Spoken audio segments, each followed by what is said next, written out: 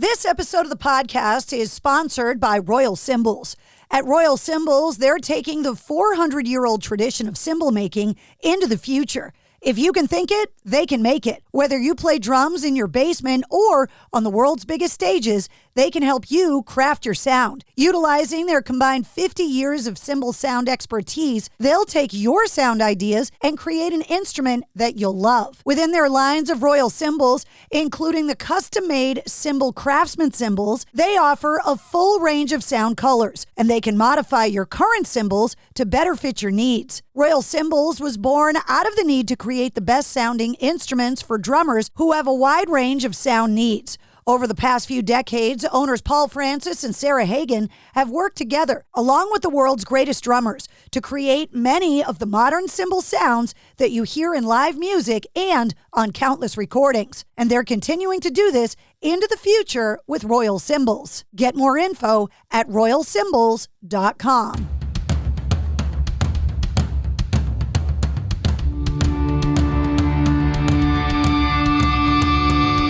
Hey, what's up? This is Sully from Godsmack. Strap on those boots, baby, because you are now in the trenches of the war room with the one and only Mistress Carrie right here on the Mistress Carrie podcast. What's up? This is Joe Rogan, and you're listening to Mistress Carrie. Her hair so lovely, pretty eyes. Hey, this is Brent from Shinedown, and you're listening to Mistress Carrie. Hey, Carrie, go put your bra on, girl. Hey, this is Steven Tyler, and you be listening to the baddest bitch in Boston, Mistress Carrie. What's up? This is Aaron from Stain, and you're listening to Mistress Carrie. Hi, everybody. This is Dave Grohl from the Foo Fighters, and you're listening to the one, the only Mistress Carrie. Hey, this is David from the band Disturbed, and you're listening to the baddest bitch in Boston, Mistress Carrie. Hi, Bruce Dickinson here from Iron Maiden. Yes, indeed, Miss Whiplash herself, Mistress Carrie, is here to unchain your brain. Hi, this is Flea from the Red Hot Chili Peppers. You're listening to Mistress Carrie. This is Dennis Leary. You are listening to my favorite, Mistress Carrie. Hey, this is Corey from Stone Sour, and you're listening to, you have the privilege of listening to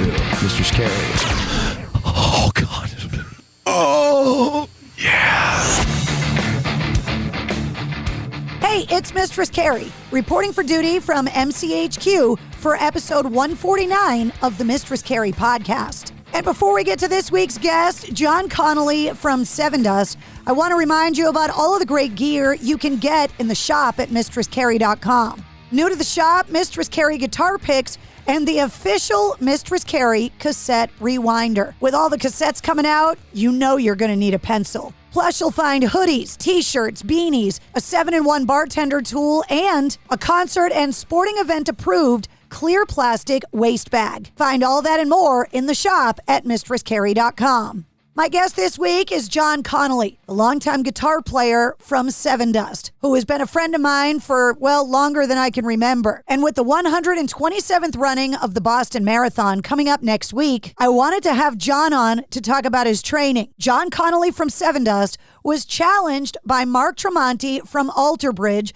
to take a chance for charity and run the Boston Marathon. John Connolly, of course, accepted the challenge, and he has been training hard for months, getting ready for the world's oldest and most notorious marathon, Boston. I ran the Boston Marathon back in 2019, so I wanted to sit down with John to talk about his training, the history of the marathon, and what the experience is like as a runner. Of course, we also had to talk about Sevendust. And at the time, John had to hold a lot of stuff close to the vest. The band's getting ready to go out on the road with the aforementioned Alter Bridge next month. But just announced today, Sevendust have announced their 14th studio album, Truth Killer, scheduled for a worldwide release on July 28th via their new record label, Napalm Records.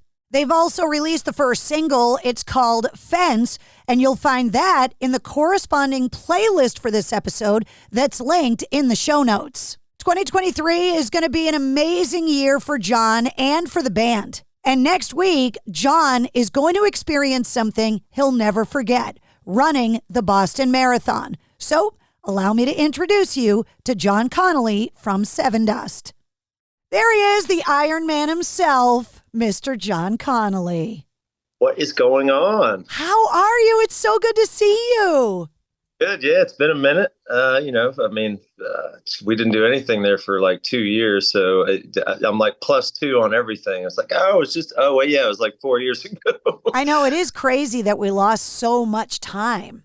Oh, yeah. Yeah. And you get desensitized when you're in it because you're just like, it seems like it's taken forever. And now it seems like it was so long ago. But I'm so skewed. Everything is off, But yeah, I mean, it's great to finally be back. Like, I think it feels normal now. Like it almost back to like touring is normal, going in and out of airports. There's still people wearing masks, occasionally and stuff, but it didn't have that feeling like it did when we were first trying to come back online. It was miserable. I think we all screwed it up. You know what I mean? It was just like, we all started trying to tour too soon.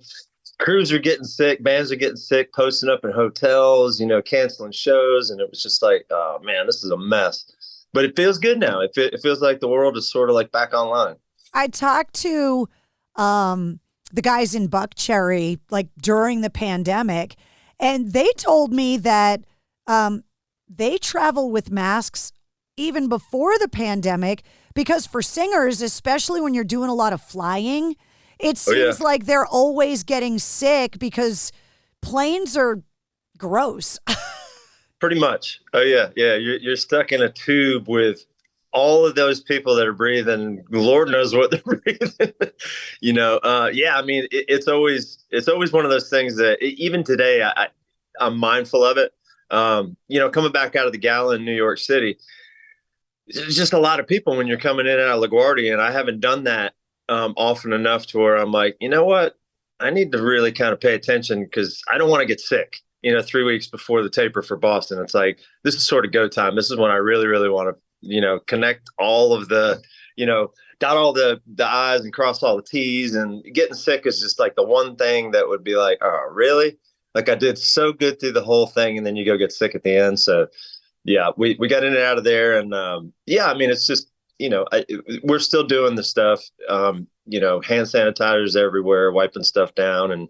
But it's easy to forget, you start to get lazy. And, we've got some friends of ours that just up and out of the blue, like we saw them last week and they're like, yeah, we got COVID like 2 days ago, but it's sort of not like it was back then.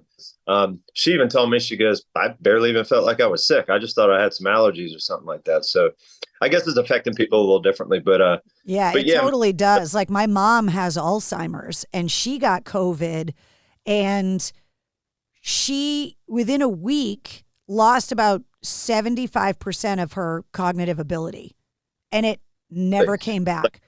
Oh, wow.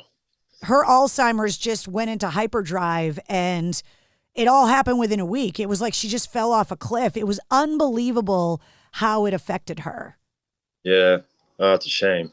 And like, I just went to Vegas not that long ago, and I was just like, you know what? Like all the hand sanitizers and stuff, like if we've learned anything, people washing their hands more is not that bad of a thing.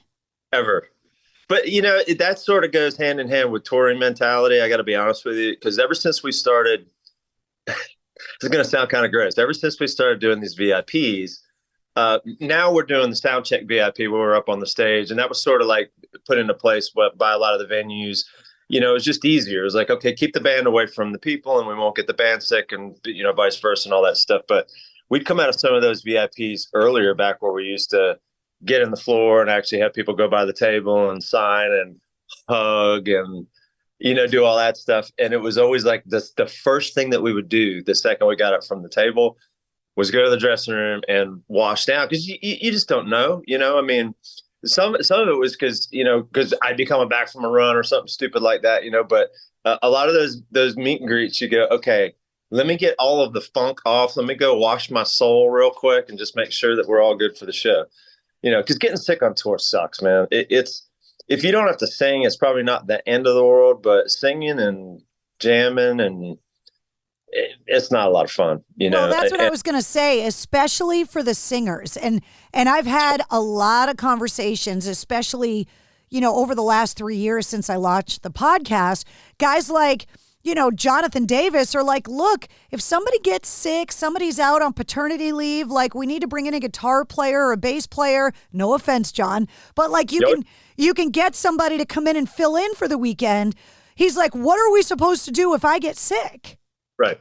The singer is sort of one of those things where it's like, I guess technically you could replace the singer, but I don't think it's going to work that great. You know what I mean? Good luck replacing LeJean Witherspoon in Sevendust. Yeah. I'd call up Miles, say, hey, can you come do Sevendust? He'd be like, no. First of all, I'm not doing that. And second of all, I'm on tour, and I'm worried about getting sick when I'm out there too. So no, I totally get it. It's if the singer gets sick, you're done.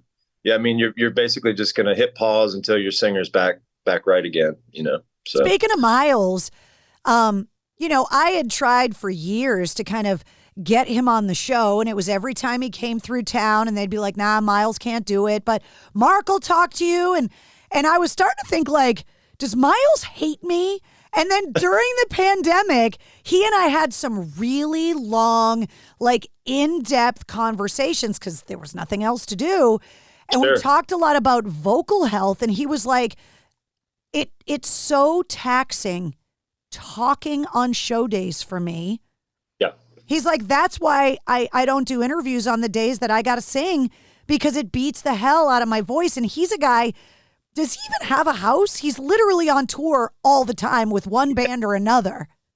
That's what it seems like. It seems like him and Selena have just a place where they park the dog and some personal belongings because he's always somewhere doing something. Yeah.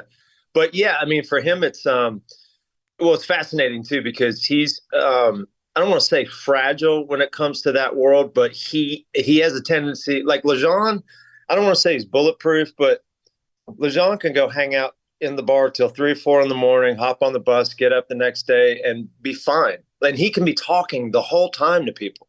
Like it almost like gives him superpowers when he talks a lot. But with certain singers, I can totally understand where that would be. I mean, it's fatigue. It's wear and tear on the throat. It doesn't matter. It's like, it's not too much different from like a running plan where it's like, if you're smashed up because you've been doing it all day, how are you going to do the thing that you really need to do the way you want to do it? You can't. I wonder if it's an upper register thing because Miles hits those high notes and LJ obviously is known for the low end part of his voice. It definitely could be. I mean, what Miles is doing takes, it takes a lot more finesse for sure, but it also takes a lot longer warm up. I mean, he walked me through his warm up procedure and he was like, this is no joke. Like you have to respect what you're doing and, the ability that you have, but you also have to remember that the second it goes away, you're done. That's not something that you can fake. I think LJ lost his voice one time and he just looked at me and was like, I'm sorry. He goes, I don't know what to do here. And I'm like, there's nothing you can do. That's just what happens, and you try to minimize that. But to navigate, what singers do, everyone thinks everyone's, doing the rock show and hanging out backstage and staying up till 7 in the morning. And all these singers are those 24/7 dust days are long gone. They're way long gone. No, but even like talking with Mark, he's like, dude, he goes, it's terrible when I have to tell people I got to go to bed. And they're like, oh, come on, hang out. He goes, I have to sing a show tomorrow. And he's like, and I'm sort of like a new singer, to the whole thing. So he has a completely different appreciation. But it's definitely a thing, I mean, anyone could kind of sit in and play my parts for me and they'd be like, oh, that looks weird. I mean, we've had it happen with Clint before. We've never had it with Vinny or with Morgan, but, with me and Clint, it wouldn't be that weird of a thing, as long as it was a short, little thing, as long as it wasn't like, for the next 6 months, people be like, all right, well, what's going on with the band? But no, he sort of needs to be up there on stage. Well, one of the things that you and I haven't even talked about was it was more than 3 years ago, the AAF got sold and went off the air, and LJ came on. And I think Morgan came on too, like the last day we were on the air to kind of talk about some of the crazy old days. And so I kind of joke with everybody that like, we were kind of socially distancing and laid off and unemployed before it was cool because of COVID. Like, that's true. Yeah. We got stuck doing it before that. So you and I haven't talked since before that happened. Never mind the pandemic. Yep. It's been a minute. Yeah, it's been a long time. And I cyber stalk your social media pages, and when you started really like hardcore training, because like, look, you've always been a healthy guy, but you're at a different place in fitness now than I think. Am I right in saying that maybe you ever thought you could get to? 100%. There's no doubt about it. The funny thing is when you get those ones on Facebook where it's like 5 years ago and you see a picture, and literally I saw one that came up about 3 weeks ago. It was from 2019. It was the first bike ride that I'd ever done. And I remember all I wanted to do was throw the bike in the ditch or sell it to the next person that was coming, because I was like, I'm in over my head here. I'm like, what am I doing? You know, it wasn't like I signed up for a 5K. It was like, oh, I'm going to go do a half Ironman and see how that feels, you know? And the thing about me personally is when I do something, I don't want to sort of do it. I want to try to do it as well as I can. And Ironman's it's the weirdest thing in the world, because it's not the actual like running and swimming and biking that's mentally fatiguing. It's the coordination of all of it together and how one thing affects the other and affects the other. And look, every mistake that could have been made, I did it. Every ditch I could have dug, I dug it and threw my body into it. Like, I don't know how I stayed injury free for as long as I did. I did the first 6 months on my own, just winging it to see if like the first swim, in all honesty, I almost called Bill and said, hey man, this isn't a good idea. Like I'm way, way, way above my pay grade, you know, trying to think that I can do this. The swim, it scared me. It really did. Well, wait, hold on. So for anybody that doesn't know what we're talking about, so I want to go through what an actual Ironman is, so people understand the distances we're talking about. Now, keep in mind, I've only done a half. These are halves that I'm doing. I haven't actually stepped up to a full, and I'm not 100% sure that I will step up to a full, and I'll explain that in a minute. But with an Ironman, it's basically swim, bike, run, in that order. Some of the shorter ones, they've got like Super League and stuff like that where they mix the order up, but those are like, I think it's like a 1K, run, a 4K bike, and like a 200 swim. It's a sprint, you know, and you do like multiples of them. That's sort of where triathlon starts. And then you work your way up to Olympic distance. And then you work up to what they call the long distance events, which are the 70.3 would be short course. And then the full would be what we call long course. But either way, when you're doing it, even with the half, it's a 1.2 mile swim into a 56 open water, right? Open water. Mm-hmm. Open water. It could be lake, river, ocean. You never know what you're going to get, you know, depending on the race. And sometimes that actually helps people decide whether they're going to do it. Some people are just like, I'm not getting in the ocean with the sharks, or I'm not going down to Florida and I'm not getting in the lakes with the gators. You know, so some people are like, no, I'll go over here and I'll swim in the river or whatever. But it's 1.2 miles, swim, transition into a 56-mile bike, transition into a half marathon. And then obviously for the full, you're doing a 2.4-mile swim, 112-mile bike, and then a full marathon, which is no joke, because the feeling that you have when you've done a 70.3 is brutal. Especially even if you've done it correctly. Like when you're finished, you're going to go take a nap. Like you've earned a couple of days off. You've earned to put your feet up. So for a full, I couldn't even imagine. But it was one of those things where I think it came at a point in my life that we were just getting back on tour. We'd been on tour maybe 2 or 3 months, and coming out of the studio, I was like, man, I'm overweight. Like for me, I'm heavy. Like I'm not supposed to be close to 200 pounds. It's just not healthy for me. So I started, getting in shape for tour, and I realized I need to do more cardio than just going to the gym and lifting and doing the normal stuff. Cause you eat when you're in the studio, it's like comfort foods. It helps you. Cause when you're in the creative process, Clint and myself are horrible with this. We're just so insecure about what we've done that you want to unplug from things. And part of the unplugging is going to sit in front of television and watching a movie and pounding down a bag of chips. It's just what you do in the studio. Or drinking or whatever, which adds to a whole other part of it too. Yeah. So it was that point where I remember I had started doing stuff and it was struggle street. I mean, I honestly, up at that point that I sat down with Bill, I think I was maybe doing like 1 to 2 miles consecutively before I had to take a break and take like a walk break just to kind of let the heart rate come back down, because I wasn't conditioned for any of that stuff. Maybe 2 or 3 months of kind of like hiking and putting it together. I was probably getting 15, 20 miles a weekend, like on a good week. So I wasn't like crazy running, but it was enough where Bill looked at me and oh wait, who's Bill? Bill is the guy who got me into all of this endurance stuff. He's a good buddy of mine here. We've done family vacations together and things like that. He had done a handful of 70.3s. He comes from a mountain biking background. So for him, it was out of his comfort zone as well, because road biking and triathlon biking are completely different from mountain biking, but they're all related because it's swim, bike, run. It's just a different version of it, So when he's sitting there and I'm telling him about the, training that I'm doing, like walk for like 3 miles. And he's like, well, you sound like you're almost ready to sign up for 70.3. And the words that did me in were the very first ones that I said. And they're usually the first ones that everyone says when it's a hypothetical and it's thrown at them. I looked at him and I was like, oh, I could never do that. And he looked at me and he just smiled and he didn't say anything. And I looked at him and I was like, why are you smiling over there? He goes, we all say the exact same thing.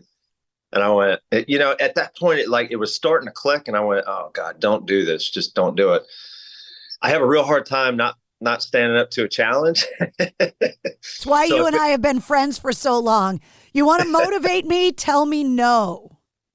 I'm telling you, that's the thing. And I was like, he wasn't doing it, but I was waiting and I was waiting. And then we just started having the conversation. I kind of started just picking his brain. I was like, all right, let's get the elephant in the room out of the way. Tell me about the swim. How miserable is the swim? And his eyes got big and I went, oh no, okay.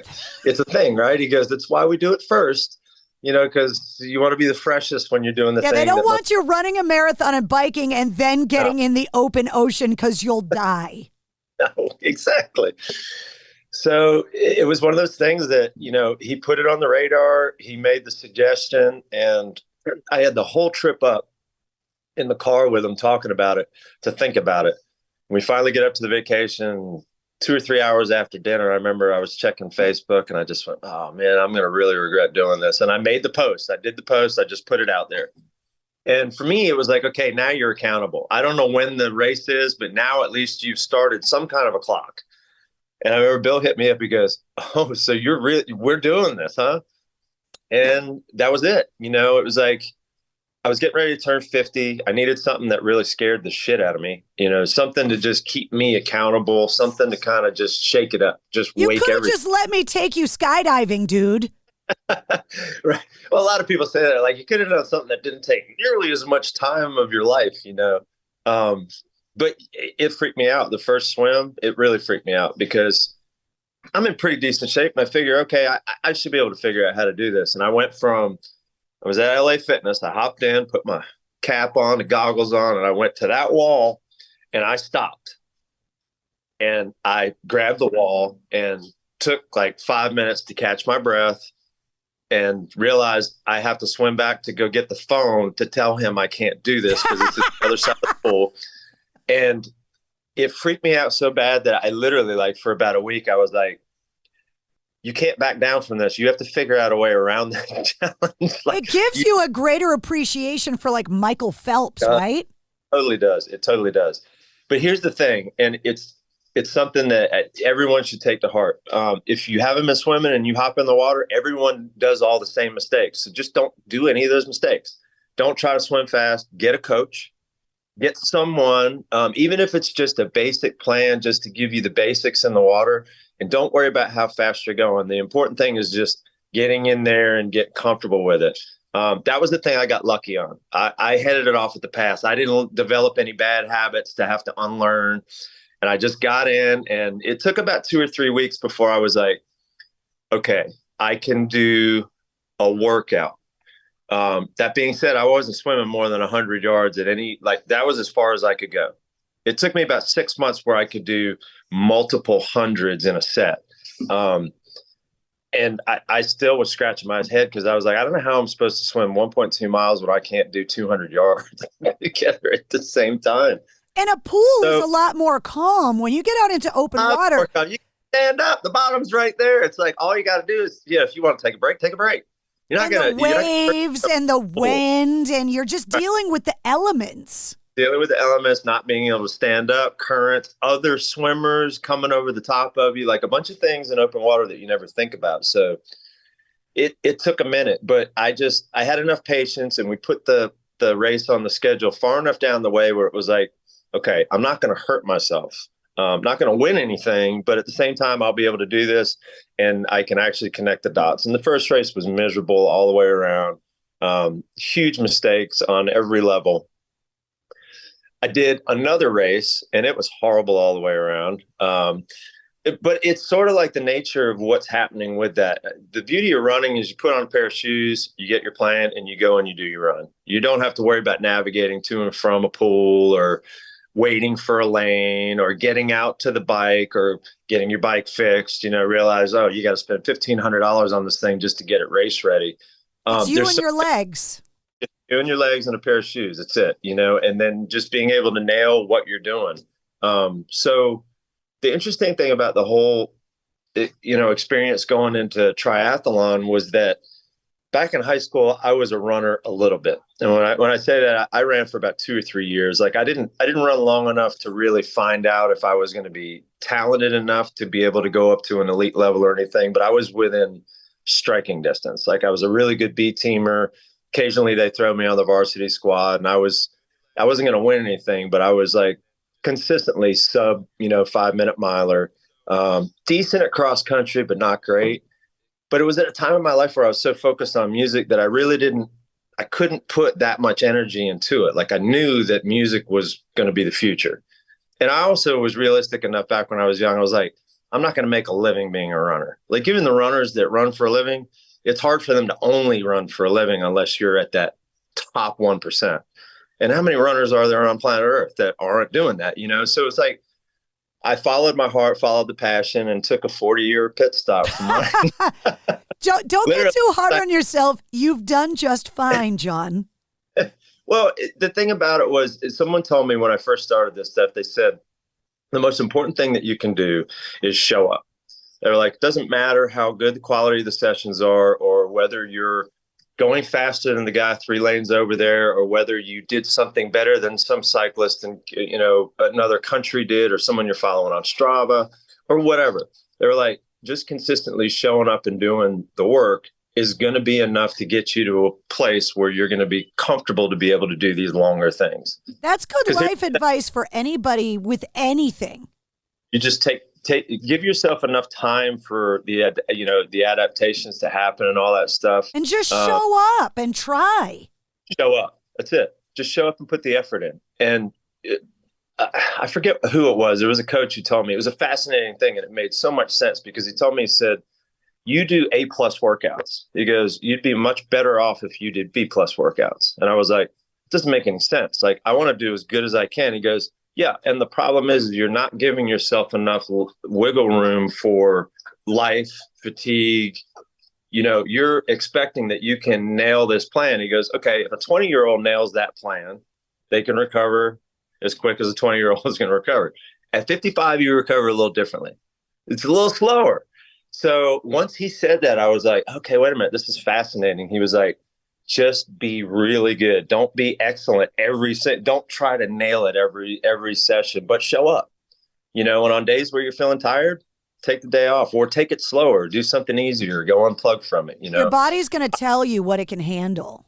Your body will tell you what it's going to handle, but it's going to take time, period. Like, I think the whole marathon for me was it was the elephant in the room. It had literally become the elephant in the room because I got into triathlon, and by year 2, I remember it came up. It comes up every year where you do 100 hundreds. The group does 100 hundreds. Sometimes swim groups do them on Christmas. It's like the Christmas Eve or Christmas Day swim. It's sort of like a big deal.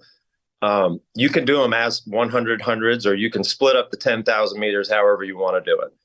You can use your toys. You can use whatever you want. however you want to make up the session. And I remember signing up for that going, because I asked coach, I said, you think I should do this? And he was like, yeah, you should do that. And I was like, why? And he goes, because you've never done it. And I went, yeah, okay. He goes, yeah, it'll at least, it's going to do certain things for you, because if you can swim for 3 hours, you could definitely swim for 30 minutes, which back then I didn't realize that until I did it. And then I was like, wow, man, this Ironman swim feels kind of short. So it's almost like this Jedi mind trick, these mental things that you're doing to yourself. I did that first long ride that I did, like in a group scenario, was a century ride. We have a horrible 100 out here in Claremont. And I remember I signed up for it, and Bill was like, oh, he's going for the century right out of the gate. And we did it, and it was hard work. I mean, it was a long day. It was 6 hours of a lot of work, a lot of hills, a lot of, way out of my comfort zone. So when I see people like you on the road, right, and you're just riding and riding. I don't ride on the road. At all, ever? No. I have enough.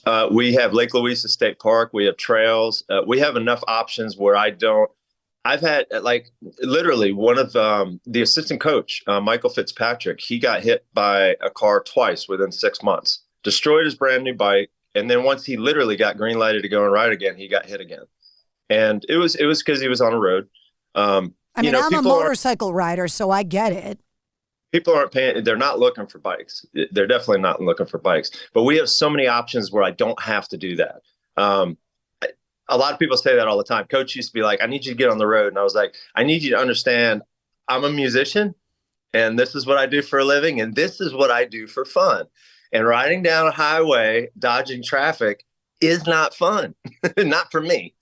I find no stimulation in that at all. Now, if you stick me out in the state park where we've got 50 cyclists out there and we're all ripping around and it's a 25-mile-an-hour zone through the park, that's my style. That's my cup of tea.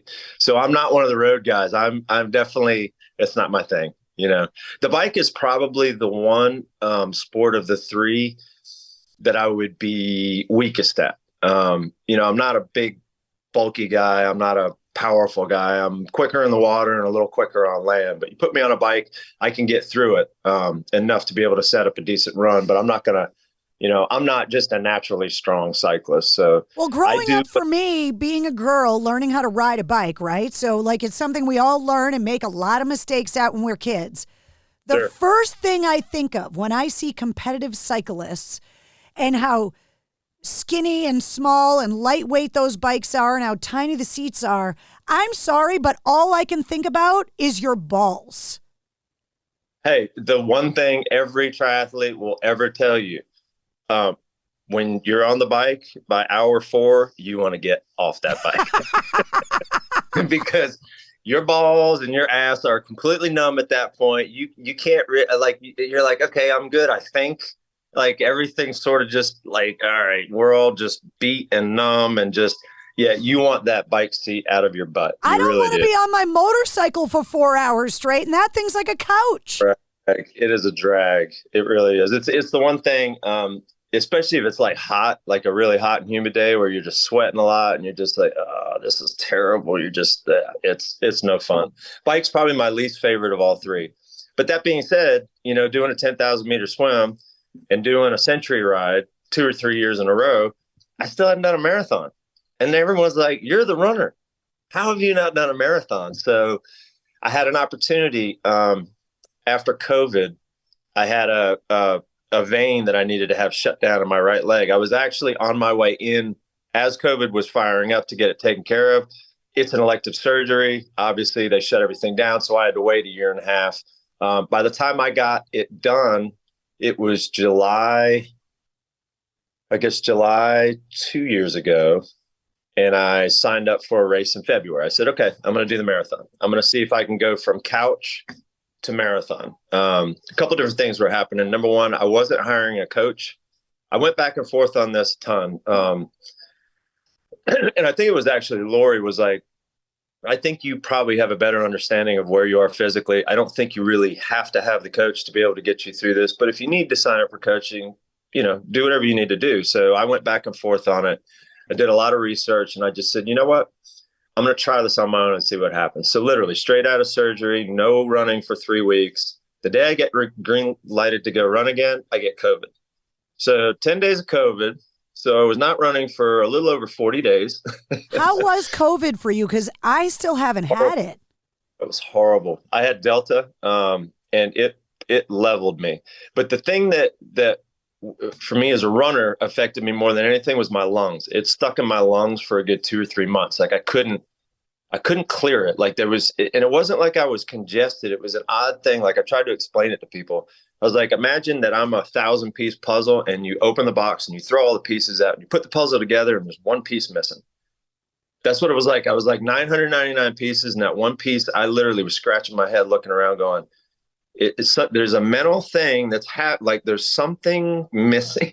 And it took a good 3 months before I could like breathe to where I didn't feel like I needed to sit down and have like an inhaler or some kind of, treatment or any kind of stuff like that. And for somebody that's in good shape. Right. Oh, yeah. Like, imagine if you're not in good shape. Oh, yeah. I couldn't imagine. So coming from the couch back through the surgery and then the COVID and then touring up through the marathon, it was actually a really cool experience. I made a lot of mistakes, a lot of things that I'm not doing in this training, but that's why you do things more than once so that you can kind of figure out what works and what doesn't work. What I learned from that build, from couch, I think I finished in 3:18 on a weird day. It was like 30-mile-an-hour gusts, 36 degrees. And in Florida, we basically had a nor'easter down here. You might as well be next to a polar bear on a glacier in Florida at that temperature. What it was like, and I was like, oh God, here we go with this. So it wasn't the best day, but I'll take a day that's cold and rainy way over a day that's hot and humid down here in Florida. I would much rather go that way. So, when I got in 3:18, I think 3:25 was Boston qualifying time. Well, I looked it up because just so we're clear, my finishing time for Boston, because I ran it in 2019, which is why I want to talk to you before you run it. I finished in 6 hours, 24 minutes, and 50 seconds. So that's pretty awesome. No, it doesn't. It doesn't qualify me as an 80-year-old woman. That's fine. But the thing is, you did the Boston Marathon. No, I ran it.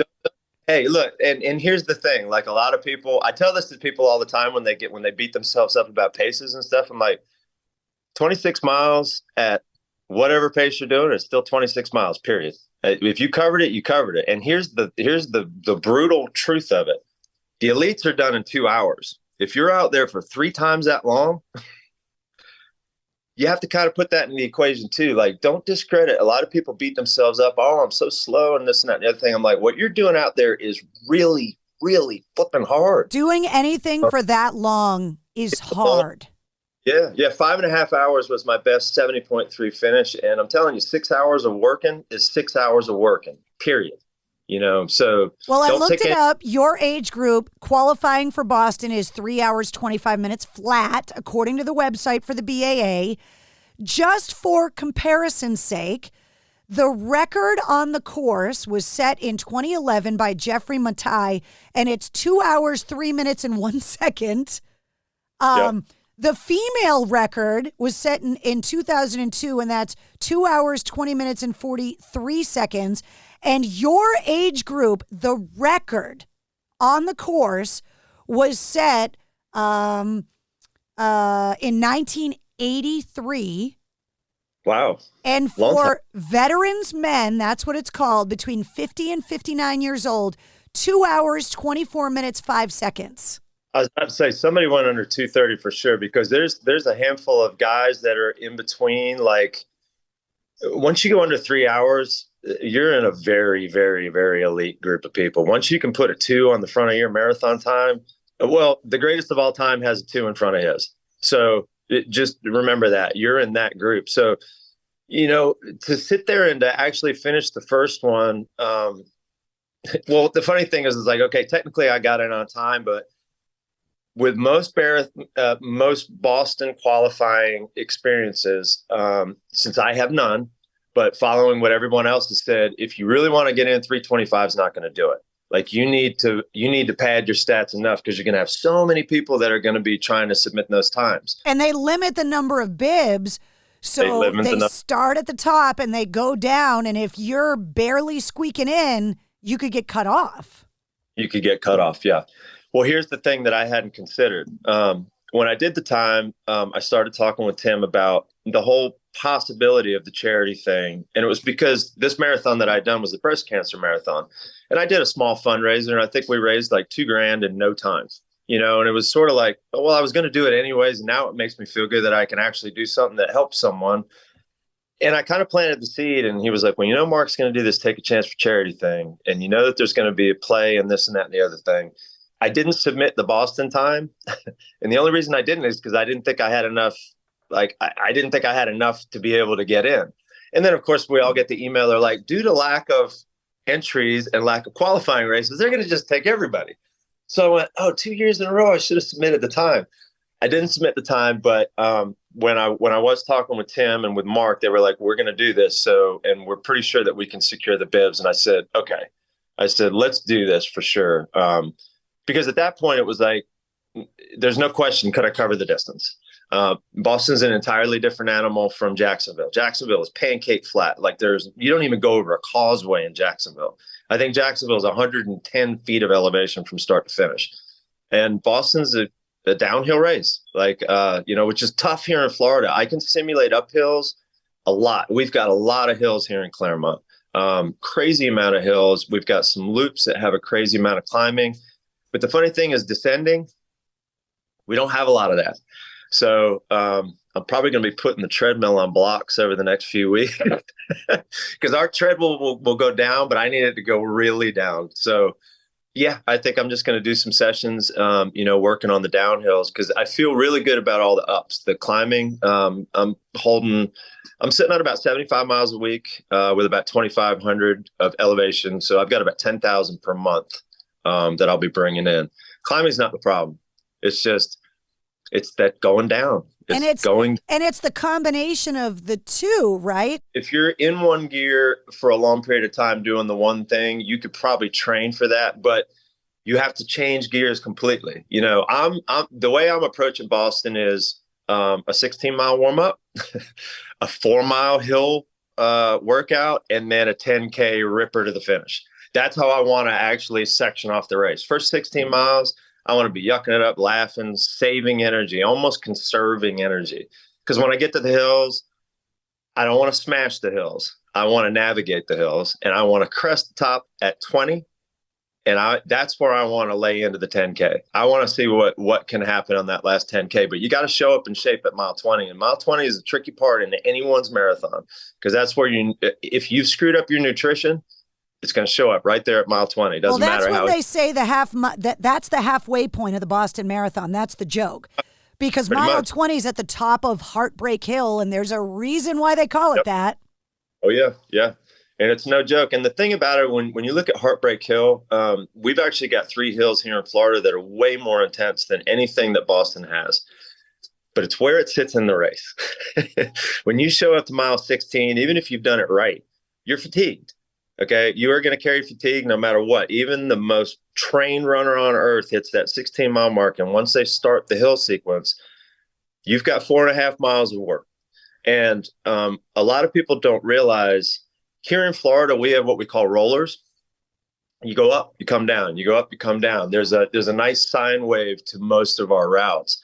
The hill sequence in Boston doesn't do that. You go up, you level, and then you go up again, and then you level it. So you never really get the down until you crest Heartbreak and you're headed back into the city. So I think if you can handle mile 16 to 21 correctly, you can have a great day in Boston. If you screw that section up, everything after that is going to be struggle street. I mean, it's going to be bad to the finish. Well, and there's some things you can't plan for too. I know some great runners who screwed that race up, and they're like, it's easy to get sucked into running too fast in that 16 miles. They're like, you better lay up. I'm like, all right. Well, plus you never know. I mean, speaking of the cold weather, when you were running in Florida, being someone that broadcasted. So first of all, I grew up here. So the Boston Marathon is just part of life for anyone that grows up around here. Second of all, I've been drinking beers at the finish line, broadcasting at the finish for like 15 years being one of those people that was like, someday I'm going to run it. I'm going to be out there someday.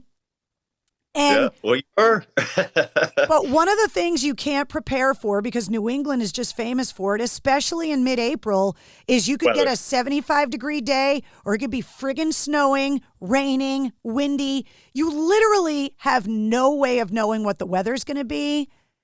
And Which really makes me nervous, because last year was perfect. And the perfect days very rarely ever show up. But it was like one of those days where it was a slight tailwind and it was cool and it was clear skies, but not warm at all. Everyone said it was like the perfect running day. So I'm like, okay, what curveball is the universe going to throw us this year? I can bundle up. I can throw the hats on. You get hot, you take stuff off. The opposite, oh my God. I had a training session yesterday and it was tough because it was a lot of threshold work, mile repeats at threshold. It was 84 degrees when I started, and it was like 85% humidity. So I was like, okay, this is going to be a grinder. And I knew by the end of it, I was like, I'm going to be cross-eyed when I finish this thing. But that's sort of the threshold workout's going to be hard anyway. So I was like, all right, so the heat's just going to make it a little bit harder. It's just hard plus, times whatever. I can run in cold all day long. We were just up in the city for the NDSS gala. Got a chance to see Mark do the whole Sinatra thing. And we were right there at Central Park. And it was raining that morning. It was 37 degrees. And the rain stopped. And I put a beanie on. I had long sleeve shirt. I had my my hoodie on. I had running shorts I had tights on, long socks, and I brought the gloves. And the only thing that I would do is every maybe 5 miles, I'd throw the gloves in the pockets, just kind of let the hands kind of cool down. And then I'd get cool again and I'd throw the gloves back on. It was one of the best runs because I was like, I didn't need to get rid of anything. And I was comfortable the whole time. So you could put me in super cold and I'll be fine. Now, if it gets too cold, like 20s, I don't think it's ever been that cold for Boston. I think the coldest Boston was the really bad one with it was basically the nor'easter that hit. It was like in the 30s, but it was like 40-mile-an-hour winds. It was crazy looking. To see everyone out there in windbreakers, and they all had that same look on their face, like, what are we doing? Kill me! This is supposed to be fun. Well, when I ran it in 2019, I had somebody drop me at the finish. I didn't go to Boston and take the buses out to the start, and it was torrential downpour. Oh, yeah. So I had the stuff and whatever, and it was still raining when we started. And then the first 10 to 12 miles, it went from cloudy and misting and rain to hot, humid, and I just was stripping everything. Matter of fact, my friend Megan, if she's listening to this, was at mile 10, and I handed her this offering of all my disgusting, sweaty clothes. Yeah. Yeah, she's still friends with me, thankfully. But by the time I got to mile 16, the clouds came back. It got really cold, and you were either sweaty wet or rain wet. And then it got really windy in the hills. And my now husband was standing at the 20-mile marker at the top of the hills. And I come around the corner and I'm crying because I'm like, my brain, because in a race like this, it's you against your brain. And my brain's going, you are not going to finish this. Now, the radio station had a broadcast waiting for me at the finish line. So if I quit, what am I going to do? Get on the T and take the train to my own party? And I'm crying and I'm like, I can't do this. I'm not going to finish this. And he's like, well, I'm getting on the train and going to your party at the finish. I'll see you there. One way or the other, you're there. And then everybody, this was the worst part. And thank you to everybody that had the signs, because that's one thing that I think Boston is going to be different than any other race you do is the crowds. But they're all going, only 6 more miles. And I wanted to kill every single one of them. Yeah. Hey, when you hit 20, look, I know Boston's a completely different thing. It's a very technical race that you should pay attention to and you should break into segments. But even on a dead flat marathon course, when you cross mile 20, everything changes. It's like, even if you've done it correctly, because I did the first one correctly, but it was so weird because it was like right as I was crossing 20, I remember going, like, that's not the wall, but that's something else. It was just weight. It was like everything got heavier. It just felt like the earth, like gravity just started pulling heavier. I could still move at the same pace, but the effort was much higher to be able to maintain it. And the thing, unfortunately for me, is at 20 on the Jacksonville Marathon was the point where we came out of the neighborhoods and we took a turn due north, which was straight into the wind. So we had the last 10K was 10 miles of headwind, which made it really hard. To the point where there were groups of us that actually, it was faster to walk through some of the guys. Like we were literally getting picked up and just kind of moved around. So we all just stopped and just said, let's just walk a few steps till this stops. Well, they put the charity runners for Boston in the back. That's the last heat. So we don't get in people's way because we're so damn slow. That's why they do it. Yeah. Yeah. But yeah, I mean, the marathon's a fascinating distance. It's that I try to explain to people because they're like, oh, so you're a marathoner now. I'm like, no, no, I'm not. Ideally, I love half marathons. Like half marathon is almost the perfect distance because you can screw your nutrition up. You really don't have to take any gels if you've loaded correctly. I mean, you can go out there and basically run it in a pair of shorts and some shoes and a hat and be done with it. And there are a lot of people who do it successfully like that. 10Ks are a lot of fun. You don't have to put too much thought process in. But the marathon, you better have your nutrition dialed in. You better have a strategy. You better not miss a timing window, that's my thing. I do that in training runs where I'll take the gel at the beginning and then I'll be like, oh, wait a minute. It's 7-8 miles in. I'm 3 miles off from nutrition.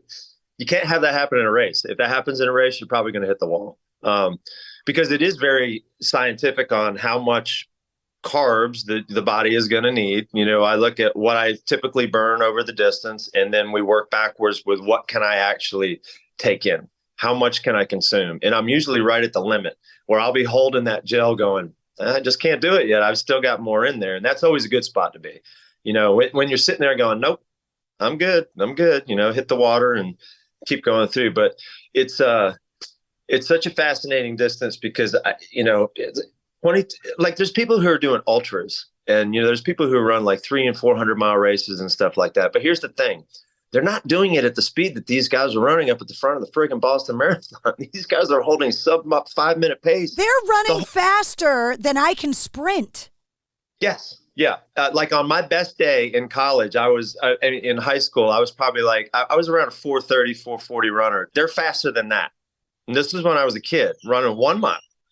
And these guys do this for a living, so it's a fascinating race because it's not the slugfest that people think it is. I'm like, these guys are running really fast at the front, like crazy fast. And the other thing that you don't prepare for, and I wanted to tell you about this too, New England roads are not your beautiful, perfectly paved Florida roads because we've got potholes and frost heaves, and the elevated train tracks run through the roads too, and you've got to navigate those.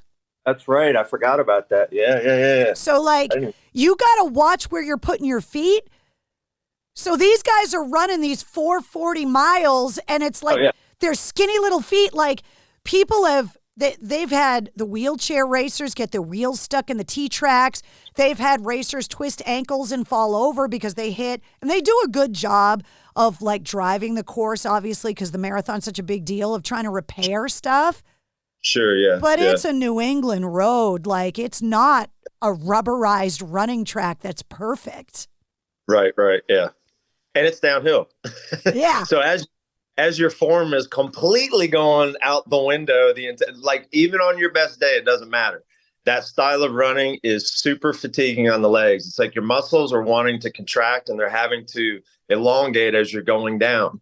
And there's there's two of them that are sort of concerning. The one leaving Lower Newton Falls is the one that I'm most concerned about because everyone says you're always going to overrun that one. The one down before Firehouse Hill as you're getting ready to start all of the Newton hills, because the first hill is probably the one I know visually it's the one I'm like, oh man. I love that you're talking about all these local references and you're not even from here. It makes me so happy. I've studied this course. Like I know every nook and cranny of this course, but it's that overpass out of the first hill. Just when you think you're done with it, you're like, oh no. And you need to know that that's the Mass Pike and that is a wind tunnel. That's what I was about to say. You are completely exposed when you're in there. So the effort level has to be brutal. Because no matter which way you're getting blown, you don't want to be blown when you're going up a hill. Unless you got a tailwind, that's great, but you're going this way to the highway, so the chances of you having a tailwind are almost zero. Open up your chat window. I want to show you this picture. What's that? Open up the chat in Zoom. I want to show you this picture. Okay, here we go. These are the 4 stages of the Boston Marathon. That is amazing. Top left, before the race started. Yeah. At the start, okay? Top right, Heartbreak Hill. Okay. Bottom left is the turn from Comav onto Hereford. Okay, yeah. Where you're getting real close. And then the bottom right is the face you make when you cross the finish line. There you go. That is amazing. That is awesome. So I wanted to give you some advice, and it's not running advice because you've already far surpassed my training and anything I was capable of. But there's a few things. So number 1, you got to get the photo package that all the runners get because the cameras that are out there, I don't know how that AI technology works, but all of a sudden later that night you get this email. That's where all those pictures came from. Those aren't my friends taking photos. Those came from the official race photos. Yep. I started doing that. I didn't do it on the first couple and I kind of regretted it. And then once I started getting the photo pack and I was like, I don't even see these guys. Like, I don't even know where he was on the course. Like every now and again, if I do a race that I've done before, like Shark Bite's one that I've done. It's a local race here out of New Smyrna Beach. It's a good tune-up race for a bunch of things. It's super close. I know where those photographers are. So as I'm coming around the bend, I'm like, okay, but there's other times when I'm like picking my nose or doing something stupid. I'm like, I didn't even see these guys, If I didn't know they were there, I would have been wiping the tears away. I looked miserable. It's got to be so next level for Boston, though, because it's like, I mean, you don't get much bigger than the Boston Marathon. You really don't. It's just a personal preference, but I don't think there's any bigger marathon on the planet than Boston. Bigger size in New York, but as far as like just legendary course, that's the one. And I tried to explain this to people. I said, here's why. If you ask 100 runners, about running and you bring up the Boston Marathon, everyone, oh, yeah. If you ask 100 non-runners if they've ever heard of the Tokyo or the Berlin or the London Marathon, you might get a few. You ask them, almost everybody out of the 100 are going to know about the Boston Marathon.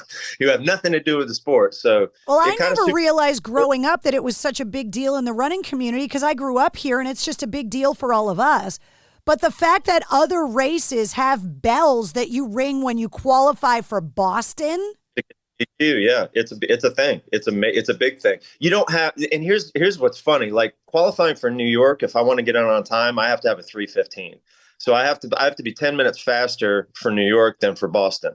But you don't ever hear anyone ringing a bell to qualify for New York, ever. Because the lottery system is so big, most people get in. They have 50,000 runners, and the thing, it's a different event. I've heard the course support is great and the atmosphere is awesome, but they said the big difference is when you're at the start line of the Verrazano Bridge, it's a party. When you're in the Athletes Village, they're all burners. Everyone who's in there is like, nope, we're here because we did something really hard to get here, or we're crazy enough to do the charity play and we're going to do something really hard to make the charity thing happen. Either way, it's like everyone is there to do something pretty serious. It's not just, I'm going to go run a marathon. Nobody's showing up to get into the Boston Marathon is just there because they want to run a marathon. Somebody gave me this book when I announced that I was going to run the marathon, and I wanted to tell you about it because you're studying the course from a strategy runner's perspective. But if you're going to run Boston one time in your life and you're going to check it off of your athlete bucket list, because this is the 127th Boston Marathon, there is a lot of history and a lot of folklore and a lot of things that you might not know about the course and the history of it. So somebody gave me this book. It's all chewed up because when I got it, I had a puppy. Little shit. It's called 26.2 Miles to Boston, A Journey into the Heart of the Boston Marathon. And it's by, for anybody that's listening that wants to get this book, I loved it. It's written by Michael Connolly with the foreword by legend Bill Rogers. Oh, okay, cool. And this is the 10th anniversary of the bombing this year. That's right. I forgot about that. Yeah, it is. Yeah. And the last page of this book, I'm not giving away, spoiler alert, but the last page said, it will be on the starting line in Hopkinton and the sidewalks of 8 towns, and especially at the finish line, that the race will bring the community full circle. Where there was pain, there will be life. Where there was a moment of hate, there will be eternal love. Where Boylston Street was empty, it will be full. For 117 years, the Boston Marathon has endured. Boston will forever be the city upon the hill where people come every April to pay witness to the world's greatest race. And that was 10 years ago. And this book goes through, this is why when I ran it, if you see the pictures, I had 261 written on my arms to pay tribute to the first runner that was a woman that lied and put her name in there, and they thought she was a man, and she ran with a bib. And there's so many great stories in here about the history of the race. The race director tried to actually get her out of the race physically. Assaulted her. Knocked him out of the way. Yeah. I watched the Boston movie, and it was fascinating seeing all of those, all of the Bill Rogers wins, and the whole women in marathoning. That was where it all started. They didn't know women could run a marathon because they'd never let them try. It was like no one was ever allowed to actually give it a shot. And when they did it well, really well, it wasn't just that they finished the marathon. They were actually like, oh, okay, I guess they can do this. But that's how short-sighted we were not that long ago. And it goes back to the first one and the 4 dudes that ran at the first, the story of the marathon is crazy. And I'll tell you this because I had been on the other side of the fence, and everybody told me when I announced for the charity that I was running and I trained the best I could and did all of that, they said at some point you need to let the crowd carry you home. And for me, because I'm a music nerd, as you know, and I told Mark this because there were some Alter Bridge songs, I made a playlist to listen to that helped me train. That was the soundtrack to my marathon run. And Alter Bridge had some songs in there. So when I hear those songs now, it's like I relive the pain of the race. But the last few miles, I just took the headphones out because I wanted to remember what that was like. And it is, you are an honorary Bostonian because we've wrapped our arms around Sevendust for over 2 decades now. Oh, for sure. I am so excited for you to be able to experience the love from the city this way. Yeah. And there's an interesting thing about that too, because when I'm out in a race and I'm struggling, usually I turn the music down and I go find the power-up signs. If there's a little 8-year-old kid and he's got the power-up, I go find them. And it's the weirdest thing because those little things will just it'll get you out of that dark place, and it'll kind of get your mind focused on, okay, well, yeah, this sucks, but yeah, it could be a whole lot worse. It's like I'm still moving and I'm still moving decently. Maybe I'm not feeling the way that I want to feel. And those little moments, those breaks that you can just take the crowd in, is such a huge thing. Don't underestimate it. For anyone who's ever out there supporting people in a race, it is crucial for some people to get through those things, But I think the thing, it was funny. A buddy of mine was like, hey man, why are you training so hard for this? And I was like, because I want to enjoy it. I don't want to feel like I'm struggling through this. I actually want to try to absorb as much of it as possible. There was a moment in time where I think fitness wise, if I connected all the dots correctly and just nailed everything, that I could flirt with like dipping under 3 hours. And I immediately kind of said, I'd rather run a 3:15 and end with a smile on my face than go for 3 and screw it up or end up having to walk the last 3 or 4 miles or do something like that. And I have enough respect for this course to go, you know what? I'm never going to beat that course. I'll beat my effort on the course, but I won't beat the course. So I have to look at it from a respect level and say, look, this is a legendary course and a lot of runners have avoided it. The greatest of all time is going to be running there. Eliud Kipchoge, and he's never run the course. You can't really consider yourself the greatest of all time unless you check all the boxes, and he's going down the list checking all the boxes. But this is New York, like the last 2 he's got left, but he's avoided them for a reason. They're not easy. He can go to London and Berlin and Chicago, and he can run those pancake flat courses and just nail it. But it's a different animal when you have to navigate, the hills in Boston. And it is the most hilly course for sure. Granted, it's net downhill, but that's not necessarily a good thing. Most people think it's an advantage, but it's really a disadvantage. It's not, because as soon as the downhills are done, the muscles that you've been exercising in the downhill are trashed, and the other ones are cold. Oh, the other ones are cold, and your whole body is going, okay, how do we keep you moving forward now that you've done this to us?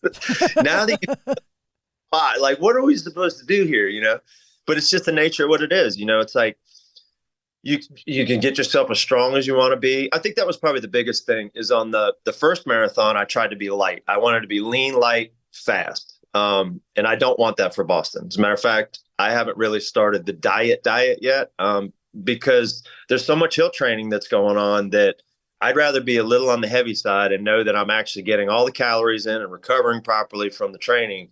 Because I want to be strong. I don't want to be light and fast. I want to be strong. What do you crave after you do a training run? Like, what do you want to eat when you're done? Like, what is not what do you eat? What does your body want?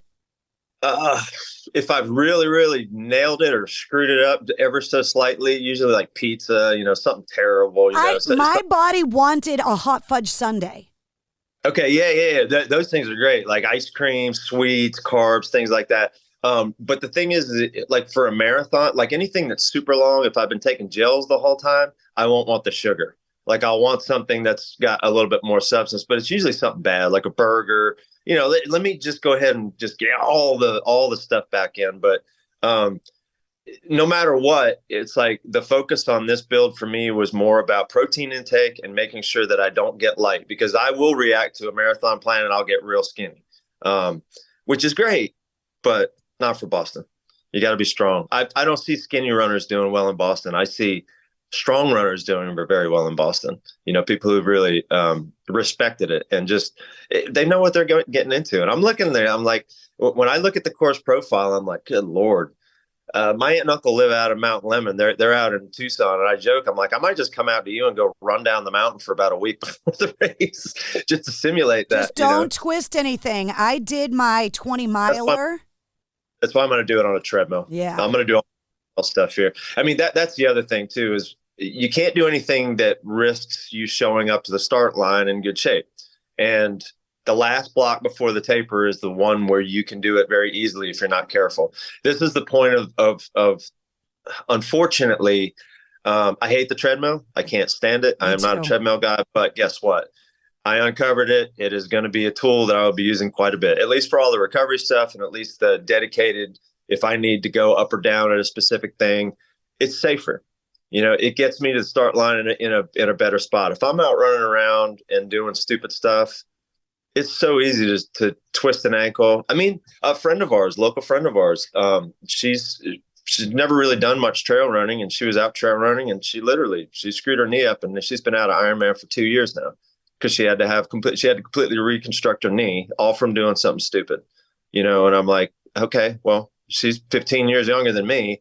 There's no reason to think that, as I get older, I'm going to be better at being able to avoid things like that. But I twisted my knee at mile 14 of the 20-miler.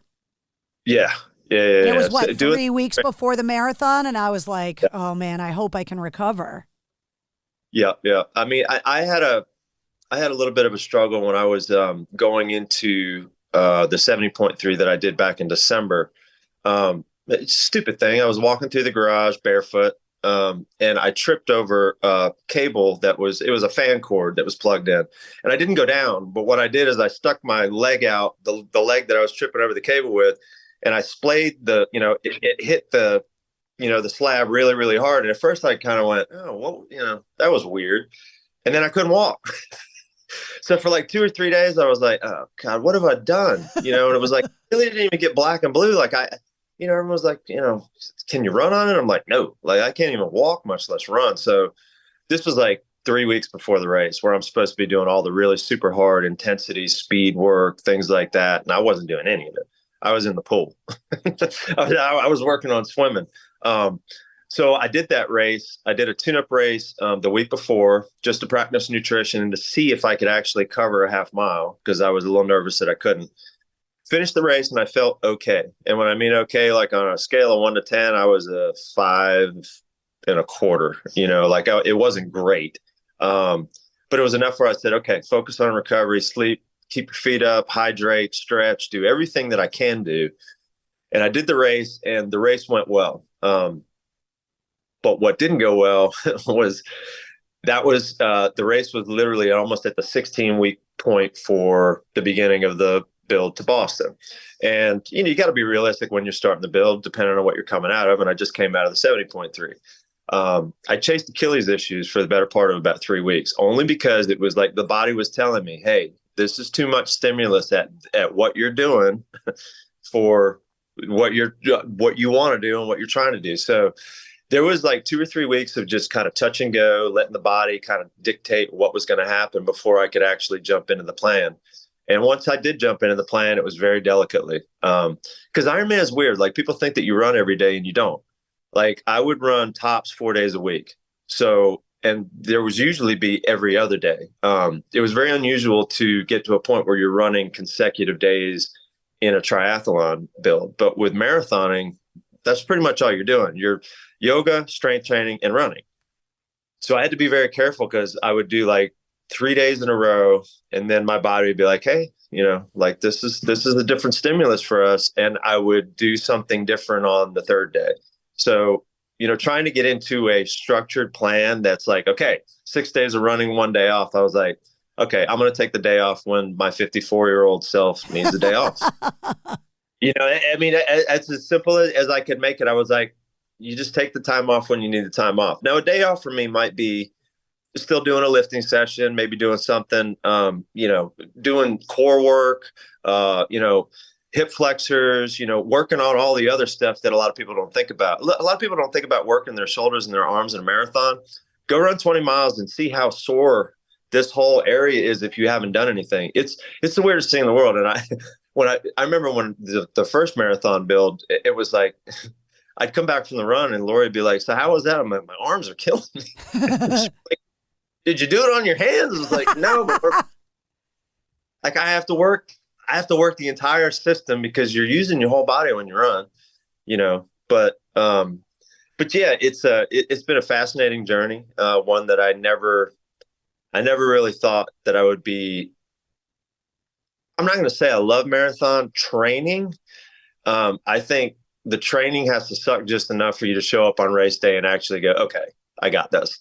It's going to suck. It's going to be hard. And there's going to be times where I want to quit, just like every other race. But, I think the more of that junk that you can get out of the way when you're doing the training, which is sort of why I'm a good student of the training of it. I do actually enjoy the process, but I don't like this 3 weeks, because this 3 weeks is just really, really high miles, 75 miles every week. I'll carry, another 200, 250 miles before we start the taper. And it's just, a lot of it's just monotony at this point. It's just, I don't know if I'm building as much as I'm maintaining and absorbing.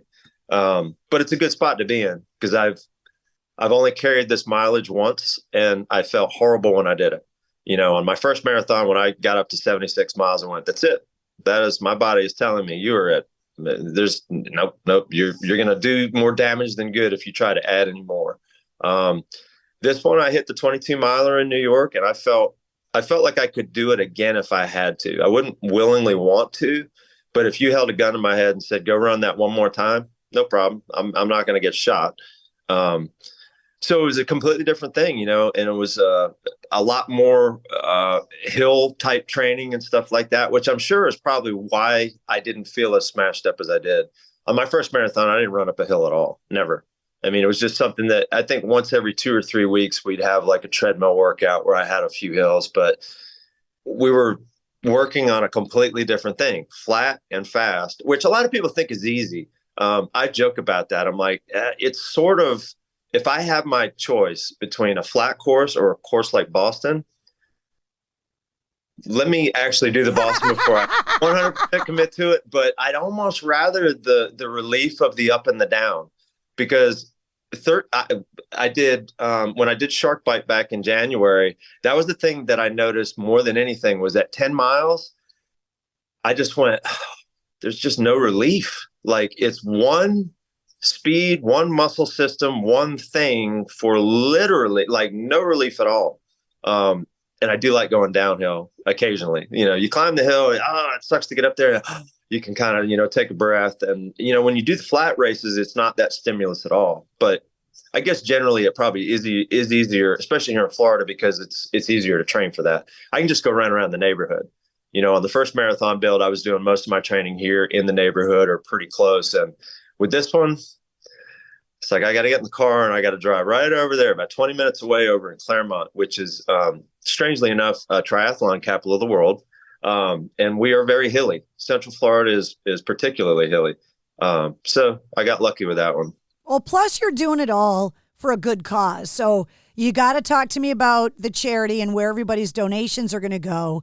The link to make a donation to your run is going to be in the show notes of this episode, so it'll be really easy for people to support the run. But talk to me about Mark's challenge to you. I remember when he first, I think we were just hanging out over his house, and he was like, "Hey, come and check this thing out." And he walked in there and he shows me this U-47, and I was like, "What are you doing with a U-47?" And then he starts singing some Sinatra, and I was like, "What are you doing singing Sinatra?" And then he started talking. He goes, "Well, I got this idea." He goes, "I want to do this thing." And he told me about Take a Chance for Charity, which, I'd never heard of, because obviously it wasn't even a thing at that point. It was just, the idea stage. But he told me the whole thing about doing the record for charity and doing it for Downs and everything. And it seemed like a no-brainer, because I was like, all right, here's the thing. Nobody else is going to do a Sinatra record. Like, I don't know any other rock musician who's going to do a Sinatra record. So that in itself is already something that was like, okay, it's music, but you're out of your comfort zone. You're not doing the thing. You don't even have a guitar. Like, and guitar the bar player is high. Bar's high, especially when you're playing with Sinatra's band. Like, the actual guys who were in the room with him, they heard the dude do it, So when he told me about the whole thing, I thought it was fascinating. And I remember at the end of it, he was like, and this isn't something that's going to stop here. You're probably going to get the first challenge. And I immediately, I was like, well, I'm not doing music. And he's like, well, why not? You could do like hip hop or country. And I was like, because that's sort of predictable. It's like there's been enough artists that have done, okay, he's going to go do this since he did this. I was like, I don't think it has to be like limited to just a musical thing. Maybe it could be, any way that we can figure out a way to generate money. And I told him, I was like, look, I did the Donna Marathon and raised $2,000 without really working it that hard. I just figured, let's just see what the community will throw my way, because I'm going to do it anyways. And he was like, why don't we do that? And I was like, well, because I got to get into a race. And he was like, pretty sure we could probably figure out a way to get you a bib if you want to commit to do it. And this was probably 2 years ago, and he worked on the Sinatra thing, got the record done, got everything launched. And then right on cue, he's like, so you ready for challenge 2? Because we got 3 and 4 in the works as well. A lot of people don't realize that there's going to be a lot of these Take a Chance for charities that are going to be popping up, and a lot of different things people are going to be asked to do. For me, it was like, okay, running is something that comes naturally, but the marathon distance is still it's a challenge. Even if you're a great runner, you're not going to do more than 1 or 2 of these a year, even if you do it for a living. So I figured, okay, this is out of my comfort zone and something that I'm familiar with, on arguably the world's biggest stage. And I figured, okay, this is something that I'm passionate about from what I'm physically going to be doing, but it's a win-win because like I said, I would enjoy running either way.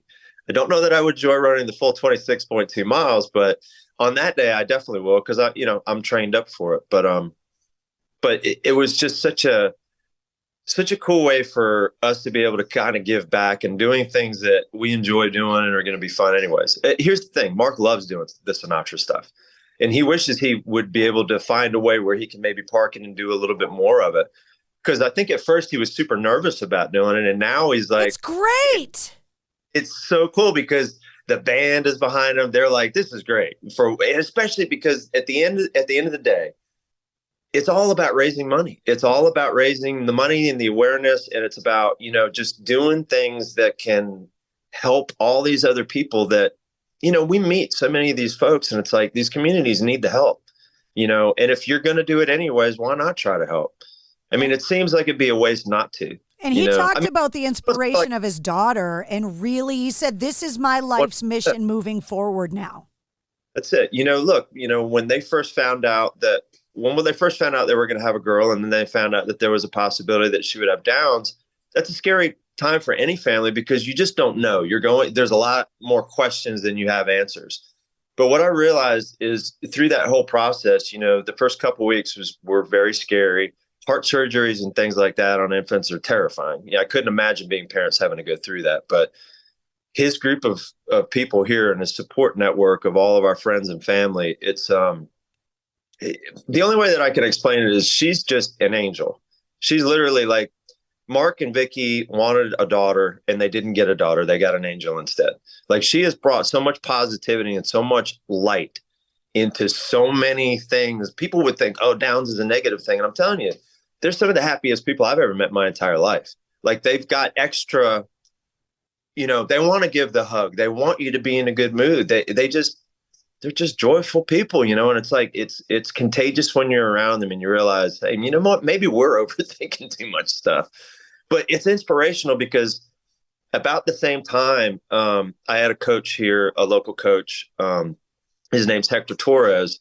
He was the first coach for Chris Nikich. Now, I'm not sure if you're familiar with that name because he did Boston last year and he has Down syndrome. He was the first person to complete an Ironman with Down syndrome. And then he went to the Ironman World Championship in Kona and completed the World Championship with Down syndrome. And then he did the Boston Marathon. And guess what he did last week? Tokyo. So he's on his way to doing all of the majors. And I'm sitting here and I'm thinking to myself, okay, this is someone with Down syndrome who's done 2 marathons and 2 full Ironmans in 4 years. And people would consider him disabled. Exactly. That's my point. People are, they want to label them as disabled. It's like, hey, guess what? He's done more in 4 years than I'm a pretty productive guy. And I haven't even scratched the surface of what this guy is doing. So it's fascinating to watch the journey. We see him when we do the walk downtown. He's always there and he's always a speaker and he's got the 312 run initiative that he started. And it's just too many people shortchange people with Down syndrome. I think they look at it as one thing and they expect it to be something that it really isn't. And when you spend time with these people, sometimes I'm like, maybe we're the ones who were screwed up. You know what I mean? But it's just, there's so much passion behind it. And it's just, we were actually at her birthday party yesterday, which was awesome.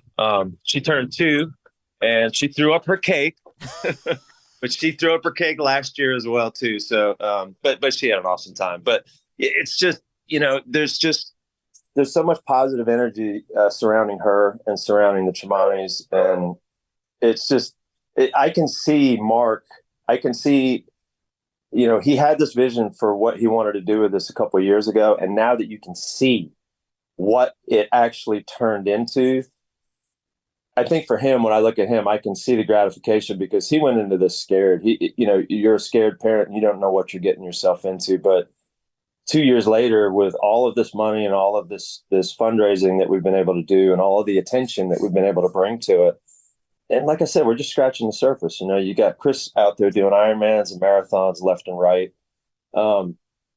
These people aren't as disabled as you may think they are. Well, you have been the subject of conversations that I have had recently. I talked to Tyler Connolly from Theory of a Dead Man. Obviously, I talked to Clint from Sevendust. I had a long conversation with Mark Tremonti about you. Excuse me. And I gave them my Boston finishing time, 6 hours, 24 minutes, 50 seconds. And the question has been, can you do it in less than half? Can John Connolly do the Boston Marathon twice in what it would took me to do it once? So I'm going to pose the question to you. If we cut 6 hours, 24 minutes, 50 seconds in half, can you cut my time in half? So you're 6:24? 6:24:50. I would have to go 3:12? 3:12:25. It's in the window of possibility for sure. 3:15 is sort of my loose target, and I'm going to give myself kind of like 10, 15 minutes in either direction. Because if we show up and it's 80 degrees, everyone's running slower. If we show up and it's 32 degrees and I can actually have to put on some really, really, protective gear, 3:12 is doable. I mean, it's a little quick, but maybe. Hey, look, on the perfect day, I'll go under 3 hours, but I don't think it's going to happen in Boston. I think I will be somewhere within striking range of 3:15. So I think I could get a 3:12. I think. Well, maybe. if you get out of the hills and you're feeling good, I want to pop into your head. Okay, yeah. You got to beat my time by half. Okay, all right. It's as close as to competitive as I'm going to get with you. Here's the thing. 3:15 was what was on paper. So if I look at it this way, if I'm going to be out there for 3 hours, it's only an extra minute per hour. I can definitely find that somewhere for sure. I have to be careful not to try to find it early in the race. Yeah, don't do that. Yeah, because that chasing times in races like this, I think is where people probably get themselves into trouble because you think you can bank early and it never works out that way, ever. I was watching, they actually had a fascinating graph on all of the elite runners over the years and everyone who's attempted to run the Boston course. Some people try to put a bunch of time in the front and then ease up on the hills. Some people try to do it even split. Some people try to negative split it. Almost every single graph within range they all do the same thing and they all have the fall off at the same spot. So it's the people who manage the front of the race the best are the ones who have the better finishes. And I mean, it's like they're data points you can look at, and it's not like, oh, well, maybe. No, these are actually winners. These are guys who've won the race. Well, you can see it as a spectator because we watch it on TV in bars and stuff, and it's always the guys that are at the front for the first 8 or 10 miles, and then the guy that wins was always the guy that they weren't talking about for the first half of the race. It's like CJ Albertson, which I follow a lot. He's local. I believe he might be from the Boston area, but sort of a hometown course. He gets to train on the course a lot. He has tried to put so much time into the front of that, and he's convinced that he's going to do it one of these years, but every year it happens the same way. He'll get a half-mile lead on the field, and then by the second Newton Hill, here comes the pack. The train is rolling. He's blowing up, and they all run by him, and he ends up finishing in like 10th place, which is still respectable for the Boston Marathon. If I got in the top 10,000 of the Boston Marathon, it would be a day to celebrate. But it's fascinating to watch these. So many people have tried so many different things. So I'm like, no one's gonna like discover something about the course that they haven't been able to figure out. It's been 127 years, and the best of the best have tried. That's it. Everyone's tried everything, and the only thing that works is management, and enjoying the day. That's the thing. And which I think is what comes back to the whole thing is like the experience alone is worth just being able to train it up as best I can so where I can just go into race day and with a smile on my face and go, I'm just going to just have fun.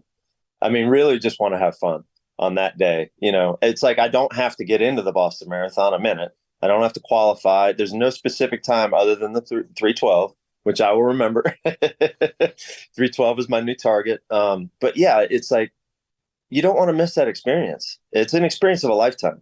Bill told me when I first called him, because he was like, oh, I'm never doing a marathon.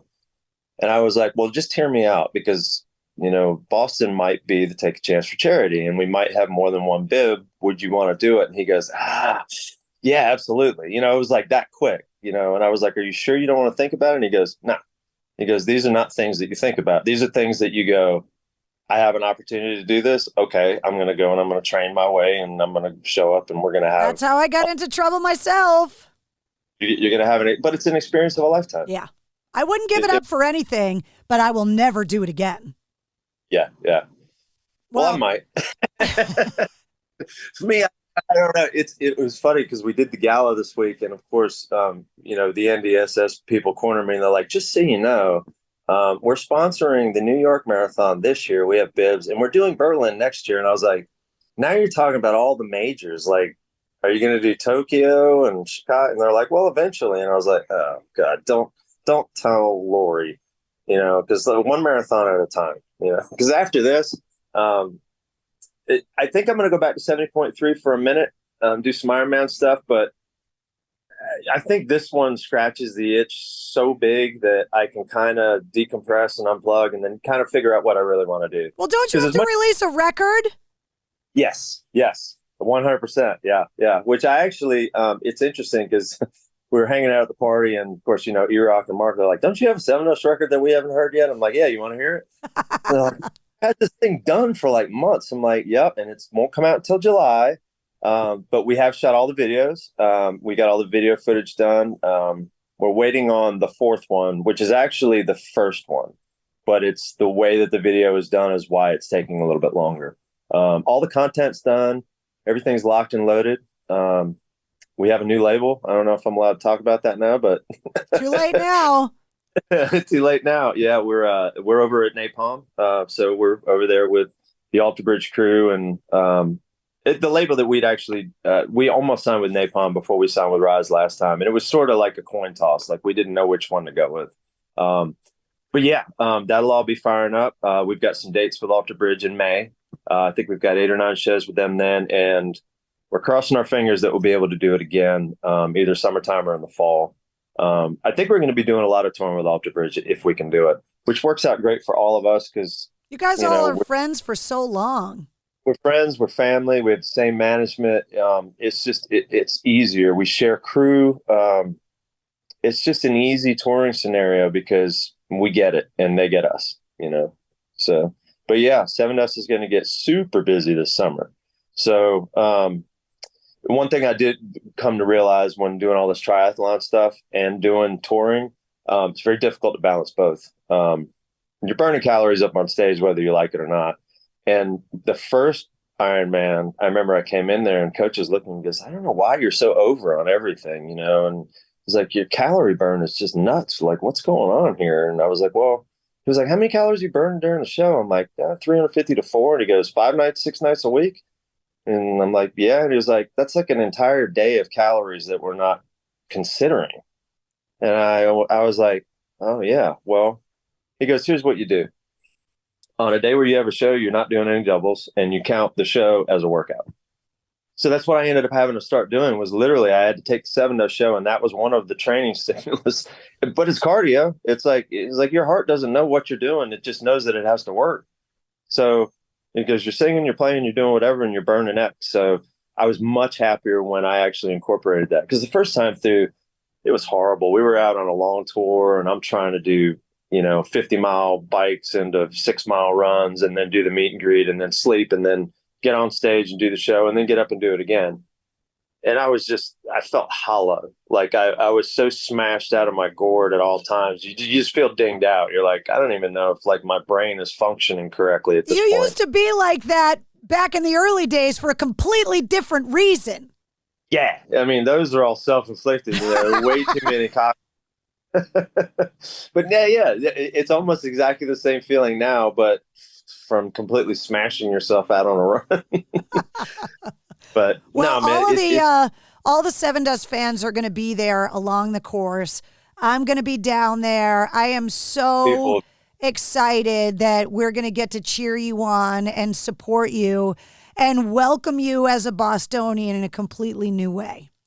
It's going to be awesome. Yeah. It really is. And Boston's such a special place to begin with, just because of the history of what the band has with the town. I know we got signed out of New York City, but New York City never felt like home. There's a couple places that have always felt like home. Atlanta obviously always feels like home, even though I'm in Orlando now. Orlando feels like home. Chicago had a little moment of home, but we did home in Boston for a reason. I think the universe throws you things. We didn't know why the record was called Home, but I think we know why the record was called Home. This is my studio, and I call it MCHQ, and right outside that door right there, the first thing you see is the Home Gold record. Yeah.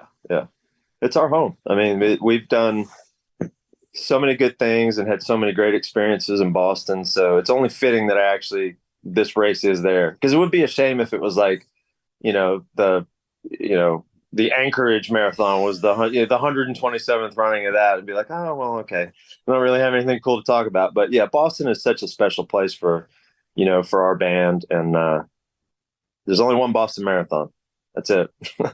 There's only one unicorn, and it's in Boston, period. There he is, the one and only John Connolly from Sevendust, future Boston Marathon finisher. Check the show notes of this episode to find all the links to find John and Sevendust online. You're also going to find this episode's corresponding playlist, and that includes the brand new single from Sevendust, Fence, that got released today. Fence is the first single from their upcoming new album, their 14th album, Truth Killer, that's scheduled for a worldwide release on July 28th. And catch Sevendust out on the road next month with Alter Bridge. Also in the show notes is a link to John Connolly's fundraiser to take a chance for charity and run the Boston Marathon. If you liked what you heard, don't forget to like, follow, and subscribe to the Mistress Carrie podcast. New full-length episodes come out every Wednesday, and every weekday you get the Sit Rep, which gives you all of your rock and music news, entertainment headlines, and industry updates. You can also join me live every Tuesday night at 8:30 Eastern on my official Facebook page for Cocktails in the War Room. And you can track me down on the radio at 100 FM The Pike in Worcester, Massachusetts, and 106.3 The Bone in Portland, Maine, and other stations around the country. Get all the details on that and more at mistresscarrie.com. The Mistress Carrie podcast, a proud member of the Pantheon Podcast Network.